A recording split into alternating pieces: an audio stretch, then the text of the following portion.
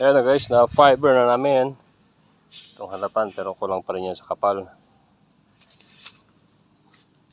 Kala mo walang fiberglass, ano? So ito yung mga nakukuha lang to sa katuyo, lilihain guys. Ayan o. Ayan. Ito sa kabila.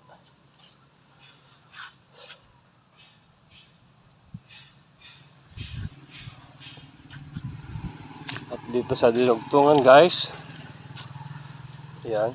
So recommended na mas malapad yung ilagay mo ditong fiber mat. Yan, hindi siya makitid siya.